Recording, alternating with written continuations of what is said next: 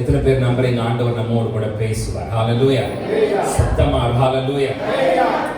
Okay, சில சமயங்களிலே நம்முடைய கண்களால் நம்மால் பார்க்க முடியாவிட்டாலும், நம்முடைய காதுகளினால் அவருடைய அசைவினுடைய சத்தத்தை நம்மால் கேட்க முடியாவிட்டாலும், நம்முடைய கைகளினாலே நம்மால் அவரை தொட்டு பார்த்து உணர முடியாவிட்டாலும், நம்முடைய கண்களுக்கு தெரியாத ஒரு அளவிலே நம்முடைய தேவனாகிய கர்த்தர் நம்மோடு கூட பயணிக்கிறதோடு அல்லாமல் நம்முடைய சத்துருக்கள் நமக்கு விரோதமாக வெட்டுகிறவைகளை அவர்களுக்கு எதிராகவும் நமக்கு சாதகமாகவும் திருப்பி விடுகிற நம்முடைய தேவனாகிய கர்த்தருடைய மகத்துவத்தை பேரமைதி பேராளுமை என்கிற தலைப்பிலே எஸ்தரினுடைய சரித்திர புஸ்தகத்திலிருந்து கடந்த 2 வாரங்களாக நாம் பார்த்து கொண்டு வருகிறோம். நான் சொன்னேன், திரும்பவும் ரிப்பீட் பண்றேன். சில சமயத்துல நம்மால பார்க்க முடியாட்டாலும், சில சமயத்துல நம்முடைய காதுகளால நம்மால அவருடைய அசைவினுடைய சத்தத்தை உணர முடியாவிட்டாலும், சில சமயத்துல நம்முடைய கைகளினாலே அவரை தொட்டு பார்த்து அவர் இருக்கிறத நம்மளால உணர முடியாவிட்டாலும், நம்முடைய கண்களுக்கு தெரியாத ஒரு அளவிலே நமக்காக நம்முடைய தேவனாகிய கர்த்தர் நின்று நம்மோடு கூட இந்த பயணத்திலே பயணம் பண்ணி கொண்டிருக்கிறதையும், அவர் பயணம் பண்ணுகிறதோடு மாத்திரமல்லாமல் நம்முடைய சத்துருக்கள் நமக்கு விரோதமாக வெட்டுகிறதை அவர்களுக்கு விரோதமாகவும் நமக்கு சாதகமாகவும் திருப்பி விடுகிற தேவனாகிய கர்த்தருடைய மகத்துவத்தை பேரமைதி பேராளுமை அப்படிங்கிற தலைப்புல ஆண்டவர் பார்க்கிறதுக்கு சைலண்டா இருக்கிற மாதிரி நமக்கு தெரிந்தாலும், அந்த சைலண்டான பேக்ரவுண்டுக்கு பின்னாடியும் பயங்கரமா நம்முடைய தேவனாகிய கர்த்தர் செயல்படுகிற அவருடைய சாவர்னிட்டியை நம்ம கடந்த 2 வாரமா தியானித்துக் கொண்டிருக்கிறோம். அந்த புஸ்தகத்தினுடைய முதல் அதிகாரத்தை நாம 2 வாரமா முடித்திருக்கிற நிலையில இன்னைக்கு நாம அந்த புஸ்தகத்தினுடைய 2ஆம் அதிகாரத்திலே இருந்து கர்த்தருடைய வார்த்தையை பார்க்க போகிறோம். எஸ்தருடைய சரித்திர புஸ்தகம் 2ஆம் அதிகாரத்தின் 1 முதல் 10 வரை உள்ள வசனங்களை மாத்திரம் இன்னைக்கு நாம எடுத்து நம்ம அதுல இருக்கிற ஆவிக்குரிய அர்த்தங்களை நம்ம தியானித்து நம்ம கடந்து போகலாம்னு நினைக்கிறேன். The book of Esther chapter number 2 verses commencing from 1 through 10. எஸ்தருடைய சரித்திர புஸ்தகம் 2ஆம் அதிகாரம் 1 முதல் 10 வரை உள்ள வசனங்கள் எடுத்துட்டீங்கன்னா சத்தமா ஆமென் சொல்லுங்களேன். ஹalleluya. வாசிக்கலாம். இவைகளுக்கு பின்பு ராஜாவாகிய அகாஸ்வேருவின் உக்கிரம் தணிந்த போது அவன் வஸ்தியையும் அவள் செய்ததையும் அவளை குறித்து தீர்மானிக்கப்பட்டதையும் நினைத்தான்.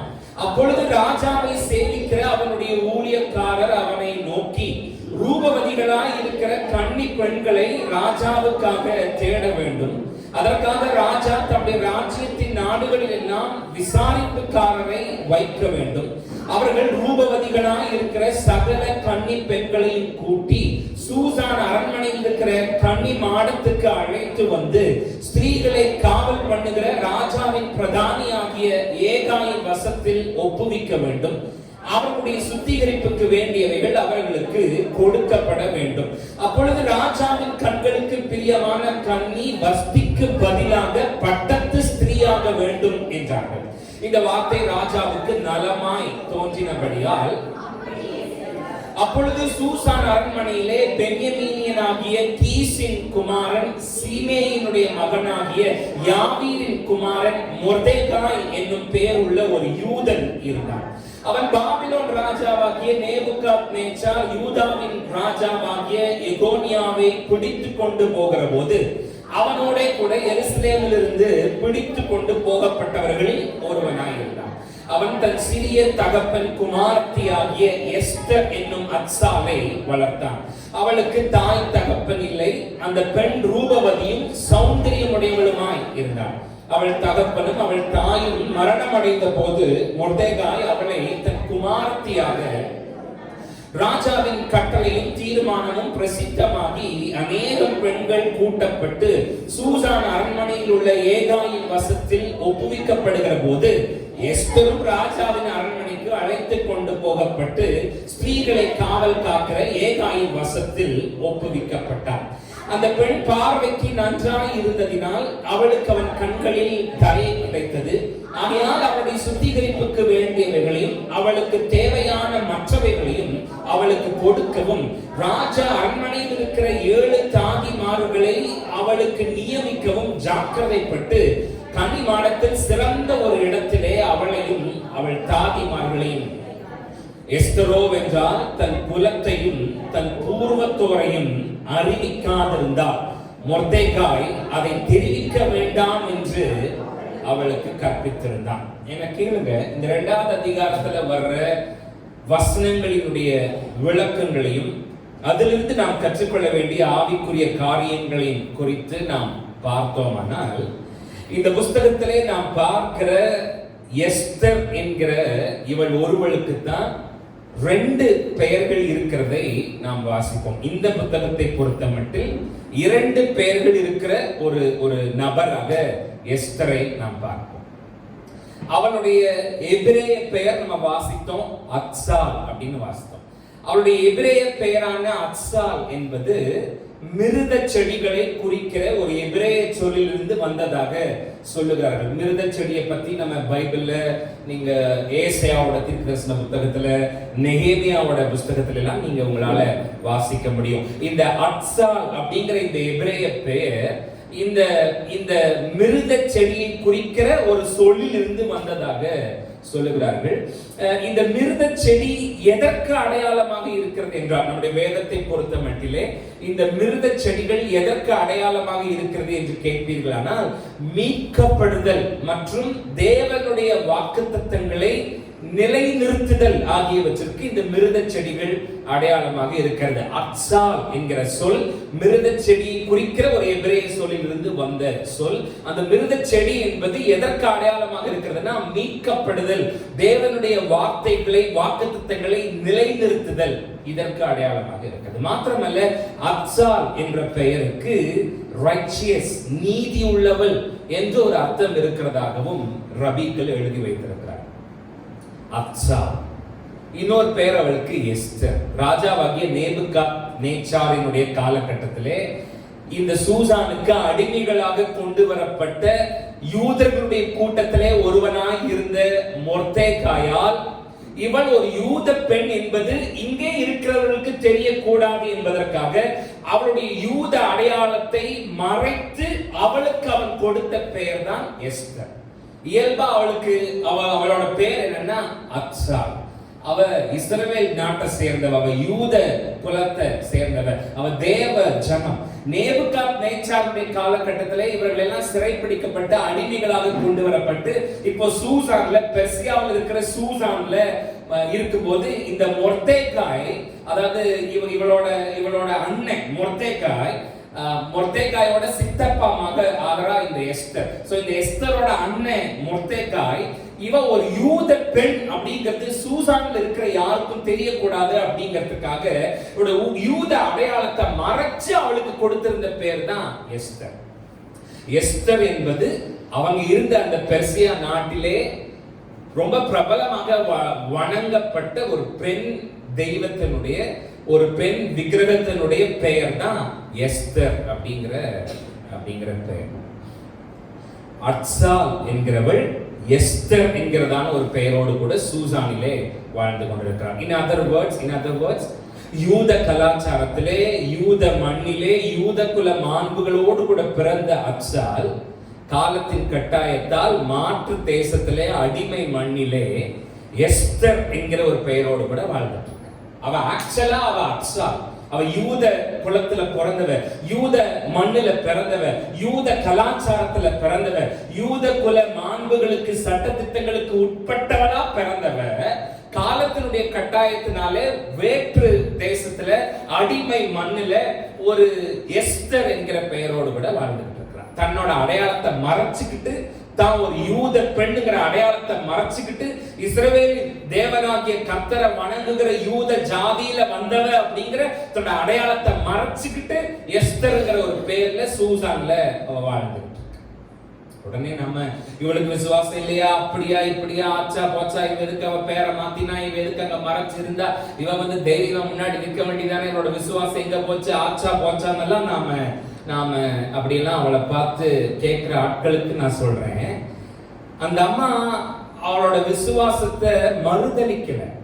எஸ்தர் அல்லது அத்சால் அவளோட விசுவாசத்தை மறுதலிக்கல, மாறாக அவ தன்னோட விசுவாசத்தை மறைச்சு வச்சிருந்தா. அவ்வளவுதான். மறுதலிக்கிறதுக்கும் மறைக்கிறதுக்கும் பெரிய வித்தியாசம் இருக்கு. அவ அக்சான் யூத குலத்தை சார்ந்தவர், யூதர்களுடைய தெய்வமாகிய கர்த்தர் ஆராதிக்கிறவர். அவர் தன்னோட அடையாளத்தை மறைச்சு சூசான்ல அந்த பெர்சியாவில் இருக்கிற ஒரு பெண் தெய்வத்தினுடைய பேரை தன்னுடைய பேரா வச்சு எஸ்தர்ங்கிற அடையாளத்தோட சூசான்ல வாழ்ந்துகிட்டு இருக்கா. எங்க போச்சு இவரோட விசுவாசம்? அப்படி இப்படி ஆச்சா போச்சா? இல்ல இல்ல இல்ல, அவ அவரோட விசுவாசத்தை மறுதலிக்கல, அவ விசுவாசத்தை அவ மறைச்சு வச்சிருந்தா. அதான் நான் சொன்னேன், மறுதலிக்கிறதுக்கும் மறைக்கிறதுக்கும் பெரிய வித்தியாசம் இருக்கு. இதை குறித்து பேசணும், நம்ம நிறைய பேசலாம், அது ஒரு பெரிய பிரசங்கமா இருக்கும். ஆனா நான் ரொம்ப சிம்பிளா சொல்றேன், விளங்கிக்கிறவங்க விளங்கிக்கோங்க. எல்லா இடத்துலயும் எல்லா நேரத்திலையும் நம்மளோட விசுவாசத்தை எல்லாருக்கும் தெரியற மாதிரி நாம தூக்கி பிடிச்சுக்கிட்டே தான் அலையணும் அப்படிங்கிற கட்டாயம் எல்லாம் ஒண்ணும் இல்லை. இது ஒரு பெரிய பிரசங்கம். நான் சிம்பிளா சொல்றேன், மறுதலிக்கிறதுக்கும் மறைக்கிறதுக்கும் ஒரு பெரிய வித்தியாசம் இருக்கு. சிம்பிளா நான் என்ன சொல்றேன்னா, எல்லா இடத்துலயும் எல்லா நேரத்திலையும் நம்மளோட விசுவாசமானது எல்லாருக்கும் தெரியற மாதிரி தூக்கி பிடிச்சுட்டே தான் நடக்கணும்னு ஒரு கட்டாயமும் இல்லை. சில சமயங்கள்ல சில நேரங்கள்ல நாம் அதை பத்திரமா மறைச்சு நமக்குள்ளேயே கூட வச்சுக்கலாம். அதனால ஒன்றும் தப்பு இல்லை. இங்க வராத, இந்த பகுதிக்கு வராத, இது தடை செய்யப்பட்ட பகுதி, இங்க வேற்று மதத்தினர் வந்து வேற்று மார்க்கத்தார் இங்க பிரச்சாரம் பண்றதுக்கு தடை விதிக்கப்பட்டிருக்கிறது, இல்ல இந்த பகுதி ஒரு அந்த மாதிரியான ஒரு த்ரெட்டனான ஒரு ஏரியா, சோ இங்க வர வேண்டாம் அப்படின்னா அது அப்படிதான் நாம அங்க போக வேண்டாம். ஆண்டவரே என்ன சொல்லிட்டாருன்னா, உங்களை ஏத்துக்கிறாங்கன்னா பாருங்க, ஆசீர்வாதத்தை கொடுங்க. உங்களோட வார்த்தையை ஏத்துக்கலைன்னா அவரோட தூசி கூட உங்க காலில் பட்டிருக்காம தட்டிட்டு அந்த இடத்தை விட்டு வெளியில வந்துட்டே இருங்கன்னு தான் சொல்றாரே ஒழிய, நீங்க உங்களை ஃபோர்ஸ்ஃபுல்லா உங்க விசுவாசத்தை அங்கதான் போய் நிரூபிக்கணுங்கிற கட்டாயம் எல்லாம் ஒண்ணும் இல்ல. அப்ப விசுவாசத்தை மறுதலிக்கிறதுக்கும் மறைச்சு வைக்கிறதுக்கும் வித்தியாசம் இருக்கு. எல்லா இடத்துலயும் எல்லா நேரத்திலயும் எல்லாருக்கும் தெரிகிற மாதிரி என்னோட விசுவாசத்தை நான் தூக்கி பிடிச்சு காட்டிக்கிட்டே தான் நடக்கணுங்கிற கட்டாயம் எல்லாம் ஒண்ணும் இல்ல. சில சமயங்கள்ல சில நேரத்துல அதை நான் எனக்குள்ளாகவே மறைச்சு கூட என்ன செய்யலாம், வைக்கலாம். அதனால ஒண்ணும் தப்பு. சில ஆட்களை பார்த்தீங்கன்னா ஆவிக்குரிய வாழ்க்கையில ஒரு மண்ணும் இருக்காது. ஸ்பிரிச்சுவல் லைஃப்ல சலடை போட்டு ஃபில்டர் பண்ணி எடுத்து பார்த்தா ஒரு 5 பைசா காசுக்கு ஒரு மண்ணு துளி கூட இருக்காது.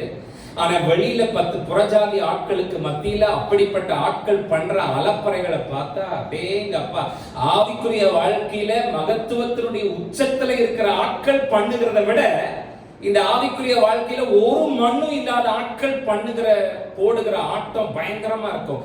எல்லா நேரத்திலும் அப்படிப்பட்ட ஆட்களுக்கு எஸ்தரக்கா என்ன சொல்றாங்கன்னா, அவ்வளவு வேண்டாங்கிறாங்க, அவ்வளவு வேண்டாம். அப்படி எல்லா நேரத்திலையும் எல்லாருக்கும் தெரிகிற மாதிரி உன் விசுவாசத்தை எடுத்து பிடிச்சுக்கிட்டு எல்லாருக்கும் முன்னாடியும் அதை அப்படிதான் நீ அதை டிக்ளேர் பண்ணி ஆகணுங்கிற கட்டாயம் எல்லாம் ஒண்ணும் இல்லை.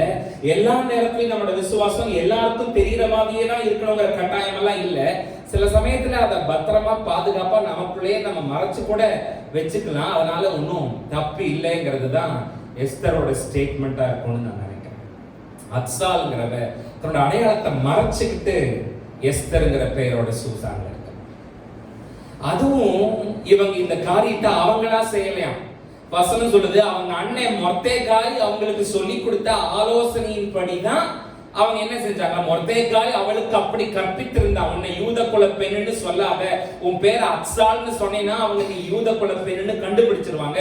சோ நீ உன்னை வெளிக்காட்டிக்காதேன்னு அவங்க அண்ணன் மொர்தெகாய் சொல்லி கொடுத்த ஆலோசனையின் படிதான் இந்த அம்மா தன்னை எஸ்தர்னு சொல்லிக்கிட்டாங்களாம். அப்போ அண்ணன் தங்கச்சி 2 பேருமே கூட்டுக்கலவாணிகளா அப்படின்னு நாம அப்படி ஒரு முடிவுக்கு என்ன செஞ்சிடக்கூடாது, வந்துடக்கூடாது. எஸ்தரையும் மொர்தெகாயும் குறை சொல்லி நியாயம் தீர்க்கிறதுக்கு முன்னாடி நமக்கு நாமளே ஒரு கேள்வியை கேட்டுப்போமே. எத்தனை முறை நாம நம்மள கிறிஸ்தவங்க இல்லைன்னு மறுதலிக்கல, ஆனா அதே சமயத்துல நான் ஒரு கிறிஸ்தவன்னு நாம சொல்லாம மறைச்சிருக்கோம். இப்ப எஸ்தரையும் மொர்தெகாயும் நம்ம நியாயம் தீர்க்கிறதுக்கு முன்னாடி எப்படி இவளுக்கு விசுவாசம் எங்க போச்சு, ஆராதிக்கிற தேவனாகிய கர்த்தருக்கு இவளுக்கு ஒரு வைராக்கியம் இருக்க வேண்டாமா, இஸ்ரவேலின் தேவனாகிய கர்த்தர் எவ்வளவு பெரியவர், அவரை சேவிக்கிற இவளுக்கு ஒரு வைராக்கியம் பக்தி இருந்திருக்க வேண்டாமா, இவ எதுக்கு இவளோட அடையாளத்தை எல்லாம் மறைச்சு வச்சு எஸ்தர்னு அவங்க ஊரு தெய்வத்தினுடைய பேரை வச்சுக்கிட்டு இவ எதுக்கு அங்க இருக்கணும், அப்படி இப்படி ஆச்சா போச்சான்னு கேட்கிற ஆட்கள் நானும் நீங்களும் யோசிக்கணும். எத்தனை தடவை நாம நம்மள கிறிஸ்தவங்க இல்லைன்னு சொல்லல, மறுதலிக்கல, ஆனா அதே சமயத்துல நான் கிறிஸ்தவன் போல்டா நம்ம டிக்ளேரும் பண்ண. இன்னும் அரசாங்கத்துல நமக்கு சில சலுகைகள் கிடைக்க வேண்டும் என்பதற்காக இன்னும் நாம சார்ந்து இருந்தா அதே ஜாதி, அதே பிசினா பிசி, எஸ்சினா எஸ்சி, எஸ்டினா எஸ்டி, அந்த கேட்டகரியை விட்டு வெளியில வராம அதுக்குள்ளேயே இருக்கிறோம். அதை நம்ம அதாவது இப்ப நம்மளை கூப்பிட்டு ஏன் இதை மாத்தலன்னு கேட்டா என்னை யாரும் கேட்கல அதனால நான் சொல்லலைன்னு கூட நமக்கு சொல்லி தப்பிச்சிட முடியும். அதனாலதான் சொன்னேன், எஸ்தரையும் மொர்தெகாயும் நியாயம் தீர்க்கிறதுக்கு முன்னாடி நாமளே யோசித்து பார்ப்போம். நம்மள கிறிஸ்தவங்க இல்லைன்னு மறுதளிக்கல, அதே சமயத்துல எத்தனை இடத்துல நான் கிறிஸ்தவன்னு நம்ம போல்டா சொல்லியிருக்கிறோம் அப்படின்னு பார்த்தா அததான் அவங்க செய்தாங்க. எஸ்தரும் மொர்தெகாயும் மறைச்சிட்டாங்க, அவ்வளவு மறுதளிக்கல, மறைச்சிட்டாங்க.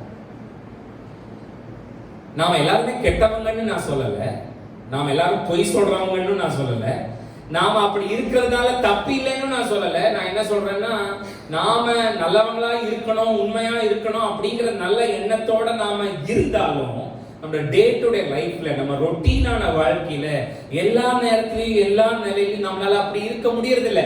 எங்கேயோ சில இடத்துல நாம தவறி விழத்தான் செஞ்சோம். நாம நல்லவங்க இல்லைன்னு சொல்லல, பொய் சொல்றவங்கன்னு சொல்லல, அப்படி இருக்கிறதுனால தப்பு இல்லைன்னு சொல்லல.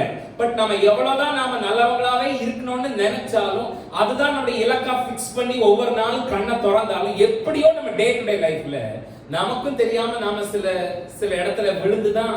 தீர்க்கதரிசியாகி ஏசாயா ரொம்ப அழகா சொல்லுவார். ஏசாயா 64 அதிகாரம் நினைக்கிறேன் 64:6ல நாங்கள் அனைவரும் தீட்டானவர்கள் போல இருக்கிறோம். ஏசாயா 64:6 நினைக்கிறேன். நாங்கள் அனைவரும் தீட்டானவர்கள் போல இருக்கிறோம், எங்களுடைய நீதிகள் எல்லாம் அழுக்கான கந்தையை போல இருக்கிறது. ஆண்டவரே எங்களோட நீதின்னு நாங்க என்னத்தை சொல்லுவோம், அது உமக்கு முன்பதாக ஒரு அழுக்கான கந்தையை போல இருக்கிறது என்று சொல்லுவோம். மொர்தெகாயினுடைய ஆலோசனையுடைய பேரிலே எஸ்தர் தன்னுடைய அடையாளத்தை மறைச்சு வச்சுட்டா. என்ன பண்ணி வச்சுட்டாங்க? மறைச்சு வச்சுட்டாரு. அது சொல்லுங்க, மறைச்சு வச்சுட்டா. எஸ்தர் என்ன செஞ்சான்னா மறைச்சு வச்சுட்டா. தான் ஒரு யூத பெண்ங்கிறத, தான் ஒரு யூத குலத்தை சேர்ந்தவங்கிறத மறைச்சு வச்சுட்டா. என்ன கேளுங்க, எஸ்தர் மொர்தெகாய் 2 பேருமே ஒரு குறைவுள்ள முடிவை எடுத்திருந்த போதிலும், குறைவுள்ள ஒரு செயலை செய்திருந்த போதிலும், they were not perfect. They were not perfect. Esther பர்ஃபெக்ட்டான ஒருத்தியா இருக்கல, நிறைவுள்ள ஒருத்தியா நடந்துக்கல. மொர்தெகாயும் பர்ஃபெக்ட்டா நடந்துக்கல. 2 பேருமே பொய் சொன்னாங்க, 2 பேருமே உண்மையை மறைச்சாங்க. எஸ்தர் அந்நிய ஜாதிகளோடு கலந்தாங்க. ஆண்டவர் கொடுத்த கட்டளையில ஒண்ணு, நீ பொய் சொல்லாதேன்னு ஒரு கட்டளை இருக்கு. அந்நிய நுகத்துல நாம பிணைக்கப்படக்கூடாதுன்னு ஒரு கட்டளை இருக்கு. ஆனா எஸ்தரும் மொர்தெகாயும் பொய் சொன்னாங்க, மறைச்சாங்க. சூசான் இருக்கிற, பெர்சியாவில் இருக்கிற 127 தேசத்தினுடைய அதிபதியான ராஜாவாகிய அகாஸ்வேரோடு கூட இணைய எஸ்தர் அரண்மனைக்குள்ளேயே போயிட்டார். அப்ப எஸ்தர் மொர்தெகாய் 2 பேருமே குறைவுள்ள ஒரு முடிவை எடுத்திருந்த போதிலும், குறைவுள்ள ஒரு செயலில் இறங்கி இருந்த போதிலும், அவர்கள் 2 பேருடைய குறைகளையும் தாண்டி குறைவற்ற தம்முடைய சித்தத்தை, குறைவற்ற தம்முடைய திட்டத்தை நாம் ஆராதிக்கிற நம்முடைய தேவனாகிய கர்த்தர் மிக நேர்த்தியாக செய்து முடித்தார். எத்தனை பேர் சத்தமா ஆமென் சொல்லுங்க. ஹalleluya. 2 பேருமே இம்பர்ஃபெக்ட்டா நடந்துட்டாங்க. எஸ்தர் இம்பர்ஃபெக்ட்டா நடந்துட்டா, மொர்தெகாய் இம்பர்ஃபெக்ட்டா நடந்துட்டாங்க. ஆனா இவங்க 2 பேரும் குறைவுள்ள முடிவை எடுத்திருந்தாலும், இவங்க 2 பேரும் குறைவுள்ள செயலை செய்திருந்தாலும், இவங்க 2 பேருடைய குறைகளையும் தாண்டி குறைவற்ற தம்முடைய திட்டத்தை, குறைவற்றவருடைய திட்டம் என்ன? ஆதியாகமம் 3:15 ஸ்திரீயினுடைய வித்து உன்னுடைய தலையை நசுக்குன்னு ஆண்டவர் ஆதியாகமம் 3:15 ஒரு வாக்குத்தத்தத்தை, ஒரு பிராமிஸ், ஒரு டிவைன் திட்டத்தை ஆண்டவர் போட்டு வச்சிருந்தார். இந்த உலக தோற்றத்துக்கு முன்னதாகவே கிறிஸ்து எனக்காக உங்களுக்காக அடிக்கப்பட்ட வேண்டும், அவர் நமக்காக பாடுபட்டு மரிக்க வேண்டும்ங்கிற ஒரு திட்டத்தை இந்த உலக தோற்றத்துக்கு முன்னாடியே, மனுக்குள்ள உருவாகத்துக்கு முன்னாடியே, ஆதாம் ஏவாள் ஏதேன் தோட்டத்துல பாவம் செய்யறதுக்கு முன்னாடியே ஒரு திட்டத்தை தேவன் அநாதியா போட்டு வச்சிருந்தார் பாருங்க. அந்த திட்டம் இவங்களால தடைப்படுறதுக்கு வாய்ப்புகள் இருக்கு. ஆனா இவர்களுடைய குறைகளை தாண்டி தம்முடைய திட்டத்தை தேவன் நேர்த்தியாய் நிறைவேற்றார். யூத குலம் அழியாம காத்து போனார். நம்ம பார்த்தோமே, அந்த யூத குலத்தினுடைய வேரிலே யூதா கோத்திரத்து ராஜசிங்கமாகி கிறிஸ்து என்ன செய்தார்?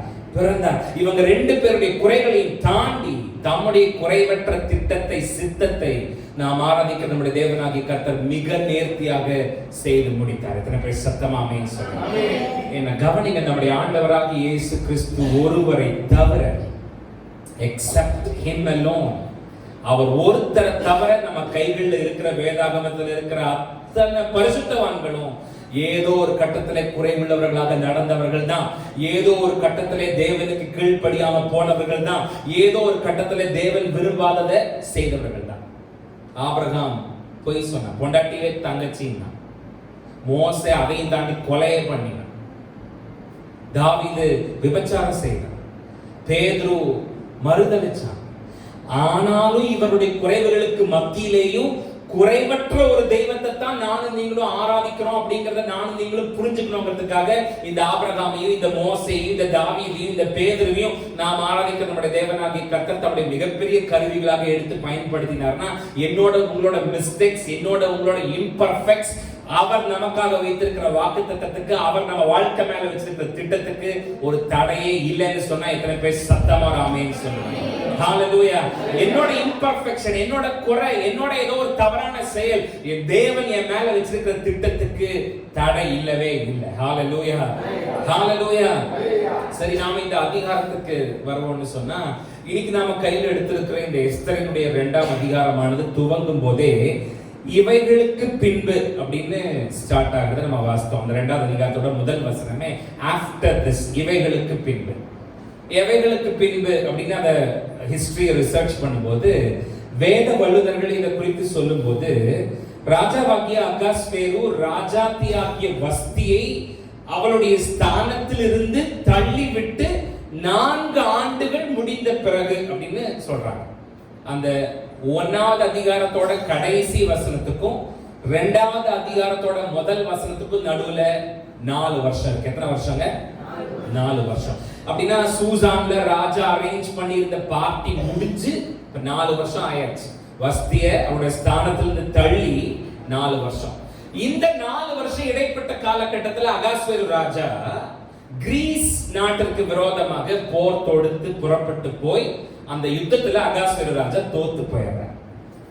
வஸ்திய 1ஆவது அதிகாரத்தோட கடைசி வசனங்கள் வரும்போது வஸ்தியோட ஸ்தானத்திலிருந்து தள்ளப்படுகிறார். 2ஆவது அதிகாரத்தோட முதல் வசனம் இவைகளுக்கு பின்பு என்று ஆரம்பிக்கிறது. அந்த கடைசி வசனத்துக்கும் இதோட முதல் வசனத்துக்கும் நடுவில் 4 வருஷம் கேப். இந்த 4 வருஷத்துல ராஜாவாகிய அகாஸ்வேரு கிரீஸ் நாட்டிற்கு விரோதமாக போர் தொடுத்து போய் அங்கே அந்த யுத்தத்துல தோத்து போயிடுறார். ராஜாவாகிய அகாஸ்வேருக்கு பக்கபலமா நின்று ஆறுதல் படுத்தவும் அன்பு காட்டவும் ஒரு நல்ல மனைவி இல்லாததோட விரக்தி தான் ராஜாவோட டிப்ரெஷனுக்கு காரணம். கூட இருந்த ஆட்கள் கண்டுபிடிச்சாங்க. இந்த ஆளுக்கு சம்சாரம் இல்லாத கவலை தான் இந்த ஆளுக்கு பெரிய மன வருத்தம். அதனாலதான் இந்த ஆளால சரியா என்ன செய்ய முடியல. 127 தேசத்தை பிடிச்சு அரசாண்டு எல்லா யுத்தத்திலையும் ஜெயிச்சுக்கிட்டே இருந்த ஆளு இப்ப வஸ்தியை அவரோட ஸ்தானத்திலிருந்து கலட்டி விட்டு தள்ளி விட்டதுக்கு அப்புறம் 4 வருஷம் ஆகி போச்சு. ராஜாவுக்கு வைஃப் இல்ல அப்படிங்கிற அந்த டிப்ரெஷன், அந்த செக்ஷுவல் இன்டெலிஜென்ஸ் தான் ராஜாவோட தோல்விக்கு காரணம். நாங்க அப்படின்னா அவரோட சரீர இச்சையினுடைய தேவையை நிறைவேற்றிக் கொள்றதுக்கு ராஜாவுக்கு ஒரு மனைவி இல்லாத அந்த செக்ஷுவல் இன்டெலிஜென்ஸோட ரிசல்ட் தான் ராஜா இவ்வளவு டிப்ரெஸ்டா இருக்கிறாரு. அதனாலதான் ராஜாவால யுத்தத்துல ஜெயிக்க முடியல. ஆகவே ரூபவதிகளா இருக்கிற கன்னி பெண்களை ராஜாவுக்காக எல்லா நாட்டில இருந்தும் தேடி பிடிக்கணும்னு கூட இருந்த ஆட்கள் சொல்றாங்க. இதற்காக பல ராஜ்யங்களில் இருந்து பெண்கள் கன்னிகள் கொண்டு வரப்பட்டார்களாம். 400 இருந்து 1460 கன்னி பெண்கள் ராஜாவாகிய அகாஸ்வேருவுக்காக செலக்ட் பண்ணப்பட்டு 127 தேசத்துல இருந்தும் 400 முதல் 1460 வரை எண்ணிக்கை உள்ள கன்னி பெண்கள் ராஜாவாகிய அகாஸ்வேருவுக்காக செலக்ட் பண்ணப்பட்டு சூசானுக்கு கொண்டு வரப்பட்டார். இவங்கெல்லாம் ராஜாவை காதலிக்கிறதுக்காகவோ காலமெல்லாம் ராஜாவோட மனைவியா இருக்கிறதுக்காகவோ அழைத்து வரப்பட்டவர்கள் அல்ல. வெறுமனே ராஜாவுடைய சரீர இச்சையை, செக்ஷுவல் இன்டெலிஜென்ஸை தீர்ப்பதற்கான ஒரு போதை பொருட்கள், அவ்வளவுதான். ஒரு என்டர்டெய்னர்ஸ், அவ்வளவுதான். இவர்களெல்லாம் ராஜாவோட மனவாட்டியா ராஜா கூடவே இருந்து அவரோட தோல்ல சாஞ்சிட்டு இருக்கிறதுக்காக அழைத்து வரப்பட்டவர்கள் இல்ல. இவங்க 1460 பேர். இதுல இருந்து ஒரே ஒருத்தி தான் என்ன செய்யப்படுவா, செலக்ட் பண்ணப்பட்டு அவதான் வஸ்தியோட ஸ்தானத்துக்கு ராஜாத்தியா வைக்கப்படுவா. இந்த 1460 பீஸையும் ராஜா ரிஜெக்ட் பண்ணிட்டாருன்னா மறுபடியும் தேசம் எல்லாம் தேடி மறுபடியும் கன்னி பெண்கள் என்ன செய்யணும், கொண்டு வரணும். இந்த 1460 பேரையும் ராஜாவுக்கு பிடிக்கலன்னா இந்த 1460 பேரோட ராஜாவோட செக்ஷுவல் இன்டெலிஜென்ஸை மாத்திரம் தீர்த்துட்டு விட்டுருவாரு. மறுபடியும் இன்னொரு செட் ஆஃப் ஆட்கள் கொண்டு வரணும். ஒரே ஒருத்தி தான் ராஜா செலக்ட் பண்றாங்க. ராஜாவாகிய அகாஸ்வேரு அவங்களே அவரோட ராஜாத்தியா செலக்ட் பண்ணலன்னா இப்ப 1460 பேர் கொண்டு கன்னி மாடத்துல வைக்கப்பட்டிருக்கிறாங்க. ராஜா யாரோட பேரை சொல்றாரோ அவங்க ராஜாவோட அந்தப்புறத்துக்கு வரணும். அவங்கள ராஜா அடுத்த ஸ்தானத்துக்கான ராணியா செலக்ட் பண்ணலைன்னா இந்த அம்மா திரும்பி அவங்க வீட்டுக்கும் போக முடியாது, அரண்மனையிலேயே ராஜாவுக்கு கொண்டாட்டியா வாழவும் முடியாது. மாறாக ரிஜெக்ட் பண்ணப்பட்ட இவங்களுக்குன்னே ஒரு இந்த ரிஜெக்ட் பண்ண நிராகரிக்கப்பட்ட ஆட்கள் செக்ஷுவல் இன்டெலிஜென்ஸ் தீர்த்திருப்பாங்க. ராஜாவோட கூட உறவு வச்சிருப்பாரு. ஆனா இந்த நிராகரிக்கப்பட்ட இவர்களுக்காகவே அரண்மனையில ஒரு மாடம் இருக்கும், அங்க இவங்களை தள்ளிடுவாங்க. ஒருத்தி தான் 1460 பேர்ல ஒருத்தி தான் மனவாட்டி ஆக முடியும். மத்தவங்க பூரா என்ன செய்யணும்? நிராகரிக்கப்பட்ட அந்த கூண்டுக்குள்ள போயிடணும். ராஜாவை தவிர வேற யாரும் அந்த மாடத்துக்குள்ள போக முடியாது. அங்க அவங்களை காவல் காக்கிறதுக்கு சாஸ்காஸ்னு ஒருத்தன் இருக்கிறத நம்ம பார்க்கிறோம். அந்த சாஸ்காஸ் மேல அங்க இருக்கிற பெண்கள் யாரும் அட்வான்டேஜ் எடுத்துக்க முடியாது. ஏன்னா இந்த பெண்களை காவல் காக்கிறதுக்காக ஆண்கள் வைக்கப்படும் போது அந்த ஆண்களுடைய ஆண்மை தன்மையை எடுத்துட்டு தான் அவங்க என்ன செய்வாங்களா? காவல் காக்கிறதுக்கு நிப்பாட்டுவாங்க. இந்த ராஜா இந்த மனவாட்டிகளை உண்மையான அன்போடு கூட அல்லது காதலோடு கூட சேர்த்தி கொள்ளல, மாறாக ஒரு சரீர இச்சையை தீர்க்கிறதுக்காக அவங்களை யூஸ் பண்ணிக்கிறான். அவ்வளவுதான். இப்ப நான் ஏன் இதை இவ்வளவு விளக்குறேன்னா, இதெல்லாம் தெரிஞ்சு நாங்க என்ன பண்ண போறோம்? இன்னும் ஹிஸ்டரி சப்ஜெக்டா எடுக்கிற எங்களுக்கு கடன் தீர்றதுக்கு என்ன வழி, தலைவலி போறதுக்கு என்ன வழி அப்படின்னு கேட்கிற மாதிரி நீங்க என்ன பார்த்த இதெல்லாம் எதுக்கு, இதெல்லாம் தெரிஞ்சுனாங்க, இதெல்லாம் நாங்க கேட்க வேண்டிய பிரசங்கமா அப்படிங்கிற மாதிரி நீங்க என்ன பார்த்தீங்கன்னா, இதெல்லாம் நான் ஏன் வளர்க்குறேன்னா, ஒண்ணு கப்பு முக்கியம் பிகிலுங்கிற மாதிரி சரித்திரம் ரொம்ப முக்கியம், நமக்கு ஹிஸ்டரி நமக்கு ரொம்ப முக்கியம். 2 அதை விட பெரிய முக்கியம், ஒரு ராஜா அவனோட மனவாட்டியை செலக்ட் பண்றதுக்காக எத்தனை அநீதிகளை செய்யறான் அப்படிங்கறத நாம ஒரு 127 தேசத்தினுடைய ராஜா ஒரு மனவாட்டியை செலக்ட் பண்றதுக்கு எவ்வளவு அநீதிகளை அந்த பெண்களுக்கு அந்த மனவாட்டிகளுக்கு அவன் செய்யறான் அப்படிங்கறத எடுத்து நீங்க இதெல்லாம் அப்படியே நீங்க ஞாபகம் வச்சுட்டே இந்த இந்த இந்த புக் முழுவதும் நம்ம தியானிக்கும் போது யோசிச்சுட்டே வாங்க. ஒரு 127 தேசத்தோட ராஜா ஒரு மனவாட்டியை செலக்ட் பண்றான். அதுக்கு இத்தனை கொடுமைகள், அவங்கள மிஸ்யூஸ் பண்றான், அவங்கள ஃபோர்ஸ்ஃபுல்லா செக்ஷுவல் அபியூஸ் பண்றான், அவங்களோட விருப்பம் இல்லாம அவங்கள கொண்டு வந்து ஒரு கன்னி மாடத்துல அடைச்சு வச்சு அவங்கள அவமானப்படுத்துறான். ஒரு 127 தேசத்தோட ராஜா அவனோட மனவாட்டிக்கு இத்தனை கொடுமை பண்றான். ஒரு மனவாட்டியை செலக்ட் பண்றதுக்கு ராஜாதி ராஜாவாகி நம்முடைய ஆண்டவராகி இயேசு கிறிஸ்து என்னை உங்களையும் மனவாட்டியாக செலக்ட் பண்ணின அந்த டிஃபரன்ஸையும், அவர் என்னை உங்களையும் மனவாட்டியை எடுக்கிறது எப்படி அவர் அன்போடு காதலோடு நேசத்தோடு ஒருத்தரை கடிந்து கொள்ளாம எல்லாரையும் நேசித்து சேர்த்து கொள்ளுகிற இந்த ராஜாதி ராஜாவோட கேரக்டரையும் கேவலம் ஒரு 127 தேசத்தோட ராஜா அவனோட மனவாட்டியை செலக்ட் பண்ண டிஃபரன்ஸ் நீங்க யோசித்து பாத்தீங்கன்னா, நம்முடைய ஆத்தும மனவாளனாகிய நம்முடைய ஆண்டவராகிய இயேசு கிறிஸ்து நம்மேல் வைத்திருக்கிற அன்பு, அவருடைய மனவாட்டியாகிய சபையாகிய என் மேல உங்க மேல அவருக்கு இருக்கிற காதல், அதற்காக அவர் செய்த தியாகம், அதை நினைக்கும் போது என்னால உங்களால சத்தமா ஹல்லேலூயா சொல்ல முடியுமா? ஹல்லேலூயா. சரி, இன்னும் கொஞ்சம் டீடைல்ஸ்க்கு வருவோம். மொர்தெகாய் தன்னுடைய சித்தப்பா மகளாகிய எஸ்தர் கிட்ட அவரோட விசுவாசத்தை மறைச்சுக்க சொன்னார், அடையாளத்தை வெளிக்காட்டாம இருக்க சொன்னார். சிம்பிளா சொல்லணும்னா பொய் சொல்ல சொன்னார். ஆண்டவர் இஸ்ரவேல் ஜனங்களுக்கு நிறைய கட்டளைகளை கொடுத்திருந்தார். அதுல ஒண்ணு பொய் சொல்லாத அப்படிங்கிறது, நான் சொன்ன மாதிரி அந்நிய நுகத்துல பிணைக்கப்படாதீங்க அப்படிங்கிறது. ஆனா இந்த மொர்தெகாயும் எஸ்தரும் பொய் சொன்னாங்க, மறைச்சாங்க உண்மையை. எஸ்தர் அந்நிய நுகத்துல என்ன செஞ்சா? பிணைக்கப்படுறதுக்கு அரண்மனைக்குள்ள போயிருக்கிறார். ராஜா எப்ப கூப்பிட்டாலும் அவருடைய செக்ஷுவல் இன்டெலிஜென்ஸை தீக்கிறதுக்காக எஸ்தர் அந்த புறத்துக்கு போகும். இப்படி பொய் சொன்ன எஸ்தருக்கு ஆலோசனை கொடுத்தார் பத்தியா, பொய் சொல்லு, மறைச்சுக்கோ, உன் அடையாளத்தை வெளியில காட்டிடாத, நீ யூத குலம்னு சொல்லாதேன்னு சொன்ன இந்த மொர்தெகாய் இருக்கார் பாத்தீங்களா, இவர் யாருன்னா இஸ்ரவேலின் மேல் முதல் ராஜாவாக இருந்த சவுலினுடைய வம்சம். இந்த மொர்தெகாய் இஸ்ரவேலுடைய முதல் ராஜா சவுல், தாவீதுக்கு முன்னாடி முதல் தேவனால் அபிஷேகம் பண்ணப்பட்ட ராஜா. அந்த சவுலோட வம்சத்துல இருக்கிறவர் தான் இந்த மொர்தெகாய். நம்ம இப்ப இன்னைக்கு கையில் எடுத்து வாசித்த அந்த 2வது அதிகாரத்தோட 5வது வசனத்துல இந்த மொர்தெகாயோட வம்சத்தை பத்தி எழுதி இருக்கும் போது கீசின் குமாரன் அப்படின்னு ஸ்டார்ட் ஆகிறத நீங்க பாப்பீங்க. அந்த மொர்தெகாயோட ஃபேமிலி லைன் ட்ரீயை டிஸ்கிரைப் பண்ணும்போது எழுதும்போது கீசின் குமாரன் எழுதி இருக்கும். இந்த கீஸ் யாருன்னா சவுலோட அப்பா. நீங்க வீட்டுக்கு போய் 1 சாமுவேல் 14ஆம் அதிகாரம் 51வது வசனத்தை நீங்க போய் வாசித்து பாருங்க. இந்த கீஸ் சவுலோட அப்பா. அப்ப மொர்தெகாய் யாரு? சர்வவல்லமையுள்ள தேவனாலே அவருடைய தீர்க்கதரிசியை கொண்டு தம்முடைய ஜனமாகி இஸ்ரவேலின் மேல் ராஜாவாக தெரிவு செய்யப்பட்ட சவுலினுடைய வம்சம் தான் இந்த மொர்தெகாய். சிம்பிளா சொல்லணும்னா இஸ்ரவேலின் முதல் ராஜாவாகிய சவுலோட பேரன் இந்த மொர்தெகாய். இஸ்ரவேலின் முதல் ராஜாவாகிய சவுலோட பேரன் இந்த மொர்தெகாய். யோசித்து பாருங்க, தங்களுடைய கொள்கைகளை, கோட்பாடுகளை, ஆராதனைகளை, சட்டத்திட்டங்களை, நியாய பிரமாணங்களை, நம்பிக்கைகளை தன்னுடைய அடுத்தடுத்த தலைமுறைக்கு சரியா கடத்தி கொண்டு போகாததுனால சவுல் இருந்து ஒரு 3 தலைமுறை கழிச்சு மொர்தெகாய்க்கு அவங்களோட குலத்தோட மதிப்பு தெரியல. அது கரெக்டா டிரான்ஸ்பர் பண்ணப்படல.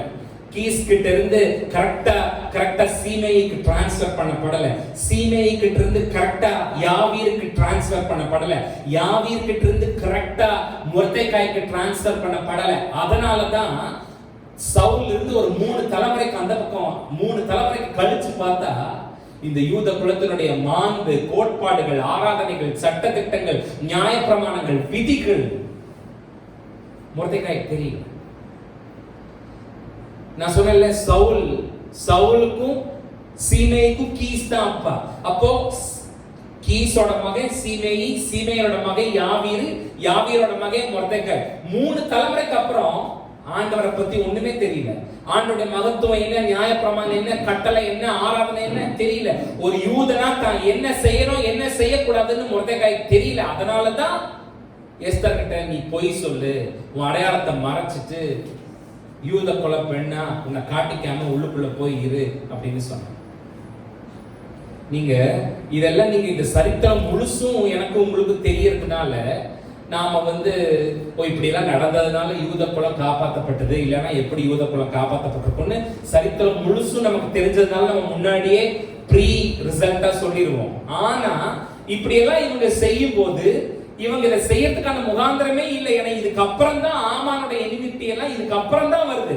எதுக்கு இந்த இடத்துல மொர்தெகாய் எஸ்தரை இப்படி பொய் சொல்ல சொல்லி எதுக்கு சூசான் அரண்மனைக்குள்ள அனுப்பினார்னு எனக்கு நிஜமா தெரியல. அவங்க ஏதோ ஒரு தவறான அவங்களோட குறைவான செயல் தான் அவங்க ஒரு குறைவான செயலை செய்துட்டாங்க. ஆனா தேவன் குறைவற்ற தன்னுடைய திட்டத்தை நிறைவேற்றினார். இவங்க இதெல்லாம் செய்யறதுக்கு ஆமானுடைய எனிமிட்டி எல்லாம் அப்ப வரவே இல்லை, அதுக்கு அப்புறம் தான் வருது. அப்போ இந்த மொர்தெகாய்க்கு என்ன தெரியலன்னா, நான் சார்ந்திருந்த மதம், என்னுடைய தேவன், அந்த தேவன் எனக்கு நியமித்திருக்கிற கற்பனை, கட்டளை, நியாய பிரமாணம், விதி தெரியல. நானும் நீங்களும் நம்முடைய பிள்ளைகளுக்கும் பிள்ளைகளுடைய பிள்ளைகளுக்கும் சரிவர நம்முடைய நம்பிக்கையை, விசுவாசத்தை, கொள்கைகளை, தீர்மானங்களை, வைராக்கியங்களை, தசபாகங்கள், ஆராதனைகள், சபை கூடி வருதலினுடைய முக்கியத்துவங்களை எல்லாம் சரிவர நாம கடத்தி கொண்டு போகலைன்னா கொஞ்ச காலத்துக்கு அப்புறம் நாம சர்ச்சை பார்த்தோம்னா சர்ச்சா இருக்காது, வெறும் மியூசியமா இருக்கும். மியூசியம்னா என்ன? வேடிக்கை பார்க்கிற ஒரு இடம். இப்படி ஒண்ணு இங்க இருந்தது அப்படிங்கிறது மட்டும்தான் இருக்குமே ஒழிய சபை இருக்காது. நானும் நீங்களும் கடத்த வேண்டிய நம்முடைய தேவனாகிய கர்த்தருடைய நியாய பிரமாணத்தை, நீதியை, ஆராதனைனா என்ன, சபைக்கு வர்றது எவ்வளவு இம்பார்ட்டன்ஸ், தசபாகங்கிறது எவ்வளவு முக்கியம், காணிக்கைங்கிறது எவ்வளவு முக்கியம், பயபக்தியா வாழ்றதுங்கிறது எவ்வளவு முக்கியம், தேவனுடைய வசனத்துக்கு கீழ்ப்படுகிறதுங்கிறது எவ்வளவு முக்கியம்னு நம்ம பிள்ளைகளுக்கும் பிள்ளைகளுடைய பிள்ளைகளுக்கும் கடத்தி கொண்டு போகலைன்னா நம்மளோட வீடு ஆவிக்குரிய விசுவாச மார்க்கத்தால் இருக்கிற வீடா இருக்காது, வெறும் சர்டிபிகேட் கிறிஸ்டியன்ஸ் இருக்கிற வீடா நம்மளோட வீடு இருக்கும். மொர்தெகாய் ஒரு 3 தலைமுறைக்கு அப்புறம் அவருக்கு ஒண்ணுமே தெரியல. ஏன்னா பைபிளை நீங்க வாசித்து பாருங்க, யோசுவா, மோசே போன்ற தலைவர்கள் எல்லாம் மரித்த பிறகு, பிதாக்கள் எல்லாம் மரித்த பிறகு அவரையும் தெரியாம, அவர்கள் ஆராதித்த தேவனாகிய கர்த்தரையும் தெரியாம வளர்ந்த ஒரு சந்ததி அவர்கள் எழும்பி கர்த்தருக்கு விரோதமாய் பாவம் செய்தார்கள். நியாயாதிபதிகளுடைய புத்தகத்துல எல்லாம் நான் நீங்களும் வாசிப்போம்.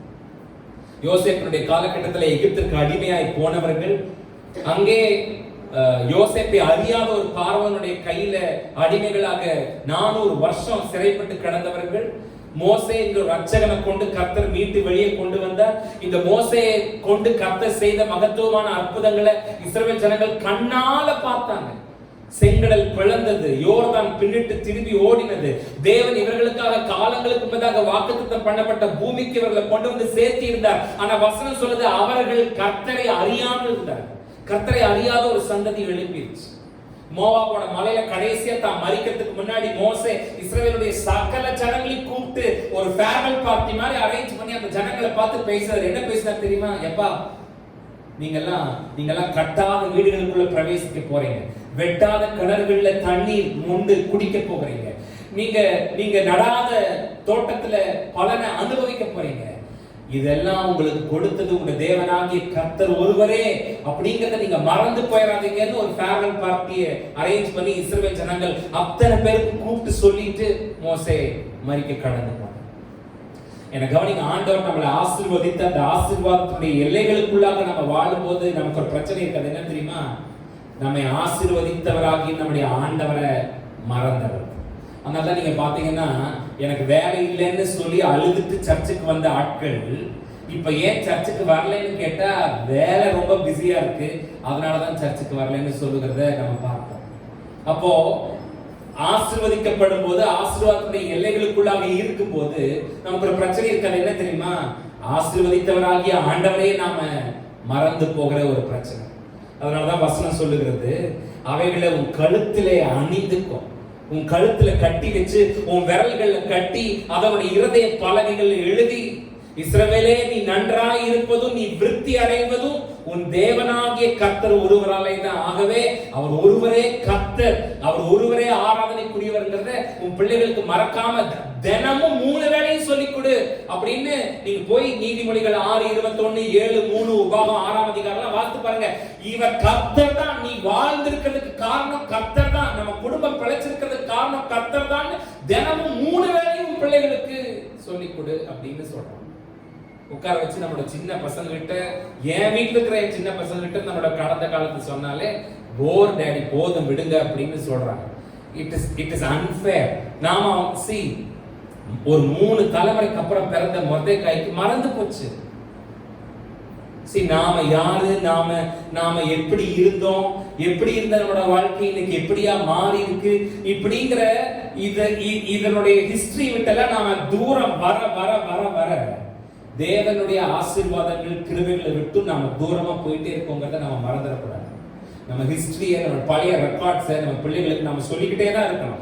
அதை நாமளும் நினைச்சுக்கிட்டே தான் இருக்கணும். அதை நினைச்சாதான் நம்மளால எப்ப சர்ச்சை திறந்தாலும் ஓடி சர்ச்சுக்கு வர முடியும். நம்மளால சர்ச்சில் ஆராதனையில முழு ஈடுபாட்டோட உட்கார முடியும். அதனாலதான் நாம சபை கூடி வருதுல விட்டுவிடக்கூடாது. நம்முடைய பிள்ளைகளை நம்ம தவறாம சபைக்குள்ள கொண்டு வந்து உட்கார வைக்கணும். பிள்ளைகளுக்கும் நாம முறைப்படி பயபக்தியா கர்த்தரை ஆராதிக்கவும் துதிக்கவும் சொல்லி கொடுக்கணும். இல்லைன்னா மொர்தெகாய் மாதிரி ஒரு 3 தலைமுறைக்கு அப்புறம் நம்மளோட நியாயப்பிரமாணத்தை, கொள்கைகளை, கோட்பாடுகளை நம்ம வம்சம் மறந்துடும். அதுக்கப்புறம் அவங்க வெறும் பெயர் கிறிஸ்தவர்களா இருப்பாங்களே ஒழிய அவர்கள் விசுவாச மார்க்கத்தாரா, ஆவிக்குரிய விசுவாச மார்க்கத்தாரா இருக்க மாட்டாங்க. Being said all this, இதெல்லாம் நான் சொன்ன போதிலும் எஸ்தர், மொர்தெகாய் 2 பேரும் குறைவானவர்களாக இருந்தாலும், குறைவுள்ள செயலை செய்தாலும், குறைவற்ற தம்முடைய திட்டத்தை நம்முடைய தேவனாகிய கர்த்தர் எப்படி நிறைவேற்றினாருங்கிறத வருகிற வாரங்களில் பார்ப்போம். எழும்பி நின்று இப்போ நமக்கு சமயம் முடிந்ததுனால நம்முடைய தேவனாகிய கர்த்தரை நம்ம பார்ப்போம்.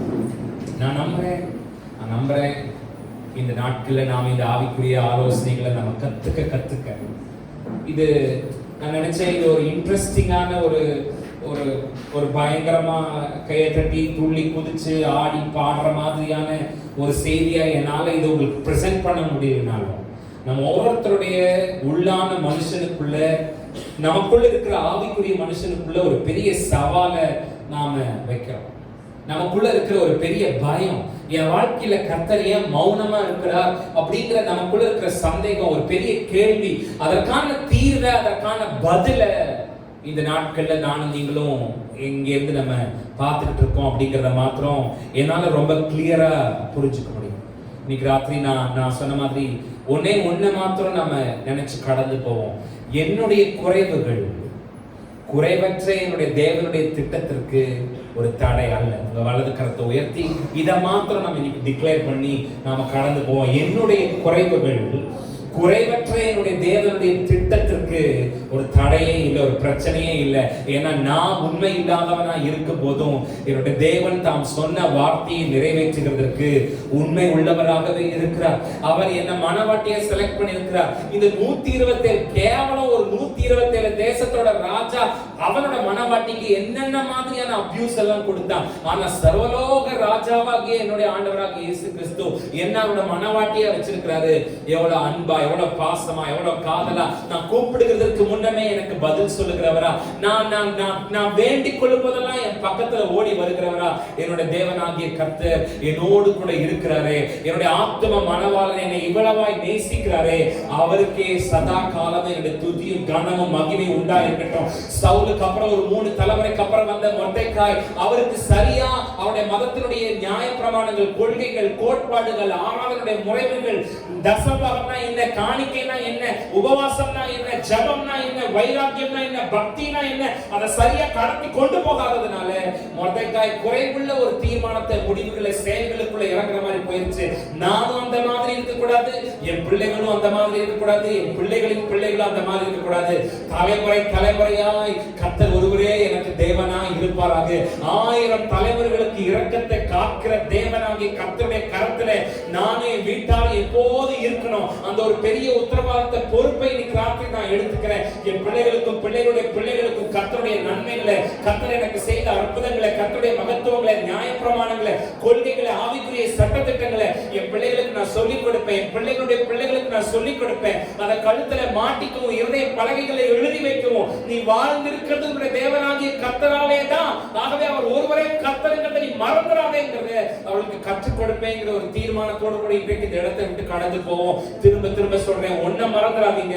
ஒரு பெரிய பேர் அமைதிக்கு பின்னாடி ஒரு பெரிய பேர் ஆளுமை உங்களுக்காக எனக்காக செயல்பட்டு கொண்டிருக்கிறது. நம்மளால பார்க்க முடியலதான், நம்மளால கேட்க முடியலதான், நம்மளால உணர முடியலதான், ஆனா கர்த்தர் நமக்காக செயல்படுகிறார். கைகளை தட்டி கர்த்தரை மகிமைப்படுத்தி, ஆண்டவரே நீங்களோடு இருக்கிறீர், you are all sovereign, சர்வ வல்லமை உள்ளவர், எங்க வாழ்க்கையில உங்களுடைய வல்லமை வெளிப்படுத்திக் கொண்டேதான் இருக்கிறேன். எல்லா துதியும் கனமும் மகிமையும் உமக்கு ஒருவருக்கே செலுத்துகிறோம். இயேசுவின் இன்ப நாமத்தில் ஜெபிக்கிறோம் பிதாவே, ஆமென். எல்லாரும் சேர்ந்து சத்தமா, என் ஆத்துமாவே என் முழு உள்ளமே என்னுடைய பரிசுத்த நாமத்தை ஸ்தோத்திரி, என் ஆத்துமாவே கர்த்தரை ஸ்தோத்திரி, அவர் செய்த சகல உபகாரங்களையும் மறவாதே. நம்முடைய கர்த்தராகிய இயேசு கிறிஸ்துவினுடைய கிருபையும் பிதாவாகிய தேவனுடைய அன்பும் பரிசுத்த ஆவியானவருடைய அந்யோன்ய ஐக்கியங்களும் வல்லமைகளும் வரங்களும் இன்றும் என்றும் சதா காலங்களிலும் நம் அனைவரோடு கூட இருப்பதாக. ஹalleluya. God bless.